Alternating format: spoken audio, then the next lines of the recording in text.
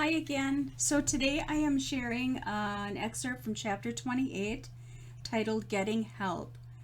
So I have finally shared the secret with my mom and my husband, and there was great relief in just finally giving voice to that, to the two people I knew in my heart, if I could ever find the courage to share what happened to me as a little girl, that they were going to be the ones that I could share it with. So there was great relief in that.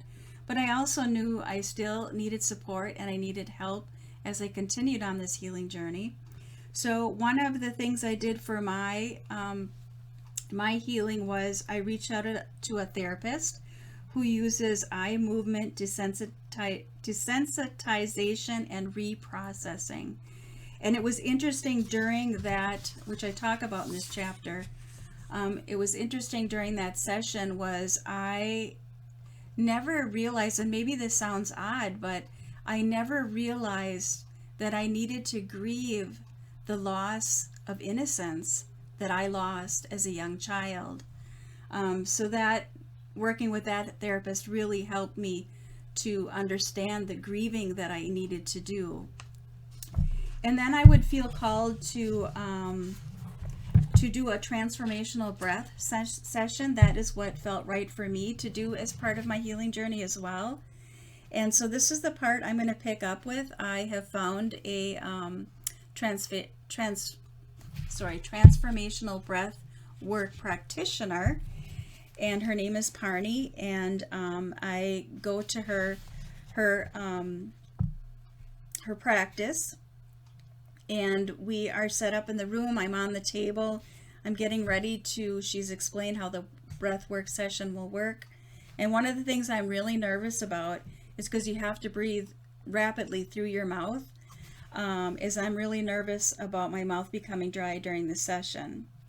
So this is where I'm going to pick up. So as the session began and we moved through the breathwork, I had to continually remind myself not to panic about my mouth feeling dry. I'd repeat silently to myself, just stay in the present moment. The breathing wasn't easy, but it wasn't hard either. It was just different. I did feel lightheaded, which was normal according to the website. It said that the first few times you practice this type of breathing, you can experience symptoms of hyperventilation. I reminded myself I was under the care of someone who knew what they were doing and to relax and be open to the experience. I don't recall all the different areas she applied pressure on my body except for two. That was part of the breath work, that she would do acupressure on certain parts of my body as well. The first was an area on the right side of my neck, a few inches under my ear. Ouch, that hurts, I exclaimed. She lightened the pressure but continued to hold the point. I don't know how far into the session I was when Parney said to stop the breathing and pound my legs and arms on the table. I felt awkward doing this at first. Here I am, a grown woman, having a fit like a little kid. But I reminded myself to be open to this, as I did as she instructed. After about 2 minutes, she told me to stop. That felt good, I thought. When it was time again to have another session of pounding my legs and arms, I relished it. I found it to be quite freeing. Then came the point when Parney applied pressure between my breasts. It's something I'll never forget. I felt physical pain as she held this pressure point, but there was also this feeling of deep emotional distress that rose to the surface. It wasn't anything like I'd experienced before. I was trying to hold it back when Parney said, "What are you feeling right now?" I just want to cry as I feel this overwhelming sadness, but at the same time, I feel like I want to scream. Keep breathing through this. Don't stop. I wanted more than anything to stop at this point, as it felt incredibly emotionally painful. But again, Parney encouraged me to keep going.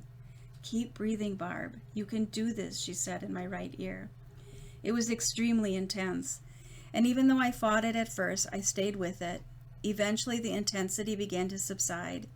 As it did, I wondered, what was that? That moment is still vivid to this day. I felt something shift within me. It was like this festering wound, so raw and primal, was now soothed with its most healing balm of love and warm light. a deep healing had occurred. Parney then coached me to slow my breathing and to start to return to normal. Then she gently propped me up with what I could only guess were many pillows behind my back. Eventually, she pulled the bolster from under my knees and instructed me to keep breathing normally. "This is the final stretch of the session," she said quietly.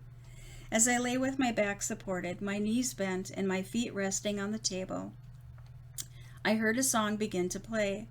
I'd learned afterward it's called "You Can Relax Now," sung by Shana Noel. As I lay there listening to the song, I saw myself in my mind's eye at the age of 6 months old, lying in an infant seat rocker. I was smiling, and I was happy. What really struck me the most, though, was this overwhelmingly and deeply comforting feeling that I was safe and I was protected. And I will go on to share in this chapter about how I felt, what I feel I experienced was God there in that moment with me, as I felt this amazing, beautiful energy wrap itself around me. And I knew in that moment that I had questioned all my life if I was worthy, and I knew in that moment that I indeed had always been worthy, and I am worthy. So that breathwork session was incredibly healing, and I'm so grateful to have had the courage to reach out and do that.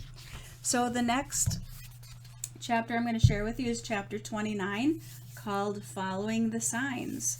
So as I continue on this journey, there are more signs and symbols that show up to keep supporting me. So I'll see you again tomorrow. Bye-bye.